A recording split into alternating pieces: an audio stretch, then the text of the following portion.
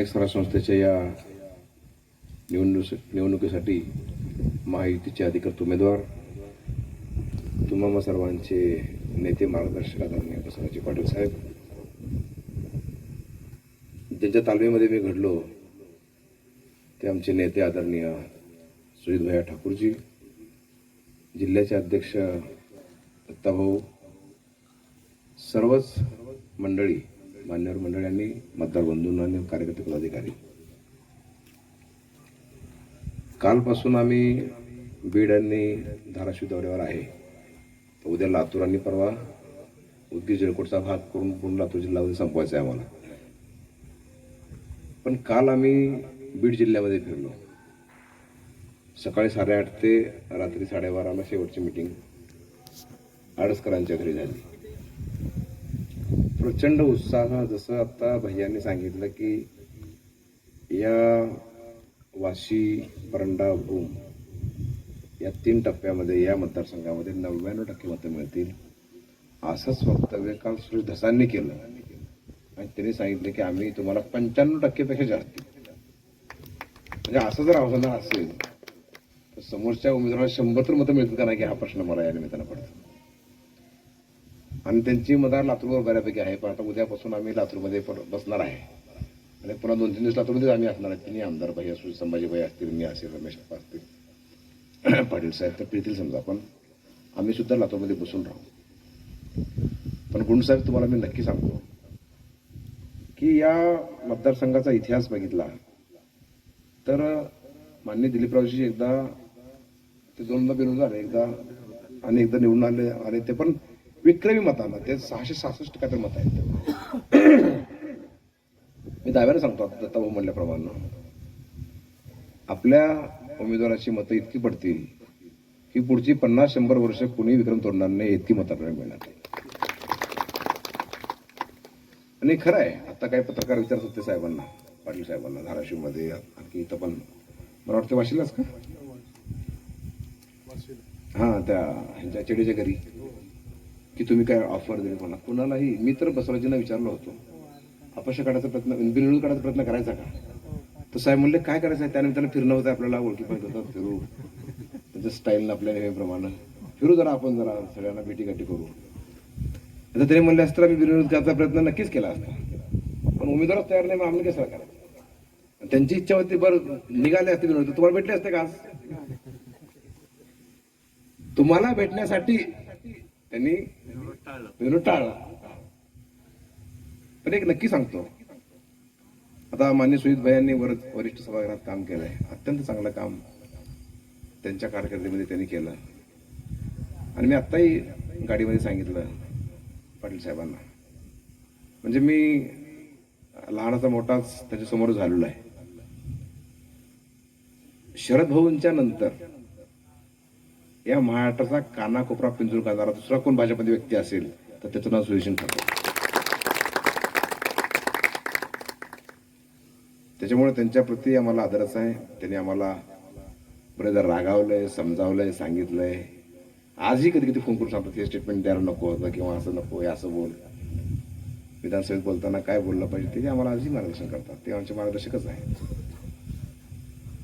पण त्यांचं मी अभिनंदनही करतो की अत्यंत दुर्धर आजारातून त्यांनी पूर्ण म्हणजे मृत्यूच्या दाढेतून बाहेर आलेले, हेही तितकंच कौतुक करतात. मग बोललो कारण त्यांनी पुण्याही, त्यांच्या मागं पुण्याही आहे. खूप कार्यकर्ते उभा केले, खूप पार्टीसाठी खूप संघर्ष केला, पार्टीसाठी काम केलं. प्रतिकूल परिस्थिती होती त्यावेळेस, तर त्यावेळेस पूर्ण अनुकूल आहे. आता पंचायत ते पार्लमेंट सरकार आपलं आहे. आता भैयानी सांगितलं की 99%, त्यांनी 1% भीतीसाठी उघड बफर झोन मध्ये ठेवला. पण मला खात्री आहे की ते वाशीला जाऊन आल्यानंतर 100% होऊन जाईल. आणि त्यांना विनंती करतो की जरी तुमची फिरायची परिस्थिती नसली तरी आपण जाऊया ना, आपण जाऊन 100% आपल्याला पाठिंबा कसा मिळता येईल. आम्ही कालच किल्ले धारूरला गेलो होतो, डॉक्टर हजारेंच्या घरी, तिकडे त्यांची भेट झाली. ते पूर्ण ताकदीने पाठीशी. म्हणून जिकडं बघावं तिकडं माननीय बसवराजींच्या बाबतीमध्ये पाठिंबाच वाढत चाललेला आहे. त्यामुळे मला खात्री आहे की यावेळेस आपण प्रचंड मतांना विजयी होऊ. कसा योगा असतो बघा, यापूर्वी सुरेश धसांनी नेतृत्व केलं, बरोबर आहे. आता त्यांच्या जागी ते चालले, यांच्या जागी मी आहे. 10 वर्ष साहेब जिथे आमदार होते तिथं आता मी आमदार 7 वर्षापासून. आणि एक वेगळा कसा असतो, साहेबांचा आणि आमचा लढाई झाली, साहजिकच जिंकलं तुमच्या समोरच आहे. पण मी जेव्हा केव्हा स्वतःचं चिंतन करतो किंवा मी लोकांनाही, काही लोकांना विचारतो, साहेबांनाही प्रश्न पडला होता, त्यांनी पण काही लोकांना विचारले, मला का हरवलं. मी म्हणलो मला काय जिंकवलं. तर औषधाच्या लोकांना असं वाटलं की साहेब चांगलं काम करतातच आहे, पण मी मुख्यमंत्री कार्यालयातून नुकतंच काम करत होतो आणि बाहेर पडलो. लोकांना वाटलं की हा मुख्यमंत्री जवळचा आहे, जास्त पैसे आणून विकास जास्त करत, साहेबापेक्षा जास्त करत असं वाटलं, म्हणून लोकांनी मला निवडून दिलं. बाकी काहीच कारण नाहीये. नाहीतर या माणसाकडे नाव ठेवायला जागाच नाही ना काही. आम्ही काही बोलूच शकलो नाही पूर्ण विधानसभेच्या निवडणुकीमध्ये, पाटील साहेबच्या विरोधामध्ये काय बोलायला मटेरियलच नाही, बोलणार आहे काय. मी साहेबांना म्हणलं की साहेब परिस्थिती अशी आहे की तुम्ही अत्यंत चांगले आहात, सुशील आहात, गुणी आहात, सद्गुणी आहात, सात्विक आहात, तुमचं बोलणं वागणं हे भारतीय जनता पार्टीच्या पार्टीमध्ये बसणार आहे, त्यामुळे तुम्ही तिकडे काय इकडेच या. म्हणून साहेबांना इकडे आणलं. आज देवेंद्रजींनी आज त्यांना आशीर्वाद दिला, मान्य मोदी साहेबांनी, मान्य अमित भाईंनी, आणि आज आपल्या बरोबरीने ते आमदार म्हणून मला खूप आनंद आहे गोष्टीचा. राजकारणामध्ये असं फार कमी घडतं. एकदा पराभूत तर माणसं 10-10 वर्ष तोंड बघत नाही काय वेगळं. पण निवडणुकीच्या काळात ही ना त्यांनी माझ्या कधी बोलले ना मी त्याच्या कधी बोललो, नंतरही नाही, नंतर आता तर काय प्रश्नच नाही समजा, पण त्याही काळामध्ये नाही. आणि निवडणुकीच्या काळामध्ये आम्ही कधी समोर आलो तर आम्ही एकमेकाला उतरून गळाभेट करून त्यांनी त्यांच्या प्रचाराला, मी माझ्या प्रचाराला, असं आगळं वेगळं सकारात्मक राजकारण आम्ही आमच्या त्या काळामध्ये त्या ठिकाणी केलेलं आहे.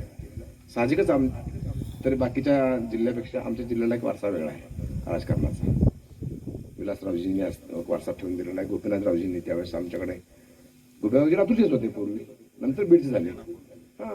त्यामुळं आमच्या जिल्ह्याच्या एक सात्विक आणि एक राजकीय सौहार्द जो आहे, हार्मोनियस रिलेशन ज्याला म्हणतो आपण, चांगले रिलेशनशिप, त्याला कारण शिवराय पाटील चाकूरकर साहेब आहेत, विलासरावजी आहेत, मुंडे साहेब आहेत आणि केशवराव सोनवणे सुद्धा. म्हणजे यांचा पूर्ण हा परंपरा आहे.